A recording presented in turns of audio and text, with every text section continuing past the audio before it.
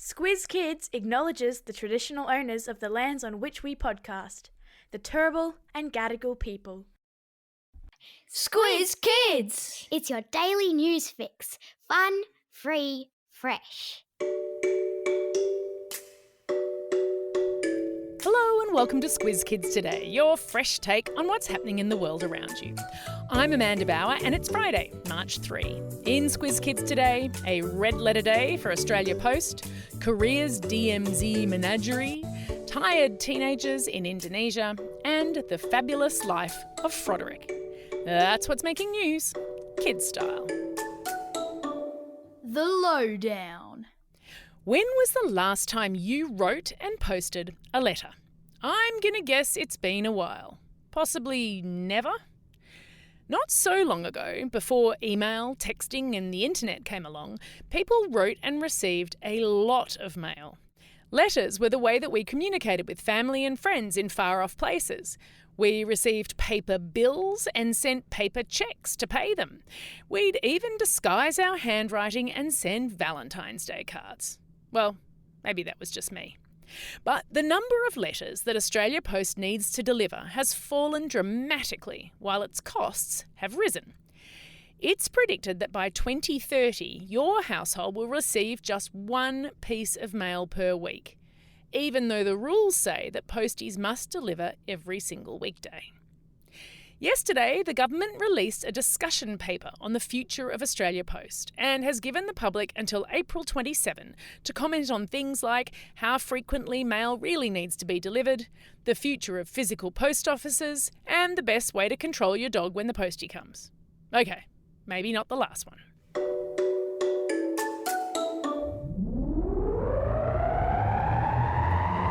Spin the globe. Each day we give the world globe a spin and find a news story from wherever it stops.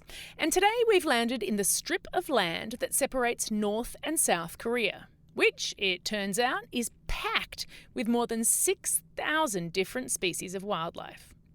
The 250-kilometre-long border zone came into existence when the two Korean armies stopped fighting each other in 1953 and agreed to set up a demilitarised zone, or DMZ.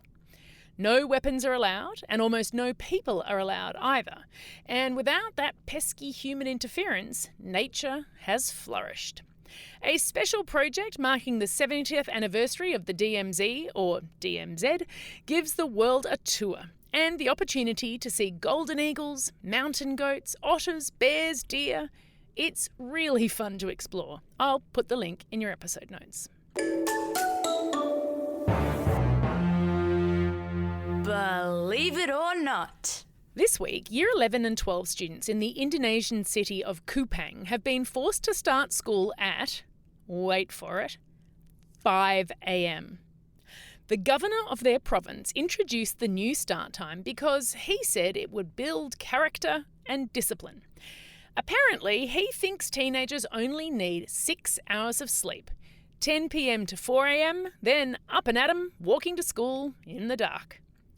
Perhaps not surprisingly, most teachers, students and parents of Kupang disagree. There is plenty of evidence that teenagers need around 8 hours of sleep.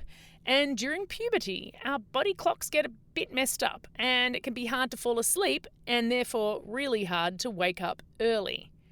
In fact, in California, a new law has made it illegal for high school to start before 8:30.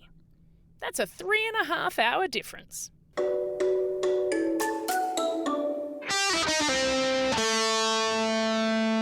Pop Culture Corner. If your parents are the kind of parents who complain about social media, I dare them not to fall in love with TikTok's latest star, Froderick. Froderick is an Australian frog. He was spotted perching awkwardly on the backyard fence of a TikToker who decided to 3D print him a little resting place and post the story online. Fast forward 4 months and 25 million people around the world are following Froderick's every move. His human social media creator and friend recently posted a new video showing all that's happened in his relationship with Froderick so far. This story has got everything: froggy love, froggy friendship, danger, a pool party, and a completely transformed back fence. Please do yourselves a favour. Get on the Frod bandwagon. Hey parents, would you like to hear your child's voice on Squiz Kids? That's what we're offering as a prize to one lucky adult who fills out our Kids and Media survey. We've already had over 700 responses, but we're gunning for 1,000 before the survey closes on Monday. We want to hear about your child's media habits and your concerns about media literacy. In return, we'll record one kid's voice to feature in an upcoming podcast series. Every respondent to the survey is in with a chance. Win-win. Time for the quiz. This is the part of the podcast where you get to test how well you've been listening. Question number 1, a curly one because it is Friday. What do the letters DMZ or DMZ stand for? Well done if you remembered this. It's the demilitarized zone in Korea. Question number 2. How many hours of sleep does an Indonesian politician think kids need? Yeah, that's right, just 6. And question number 3, how many pieces of mail per week are households expected to receive in 2030? You got it, just the 1.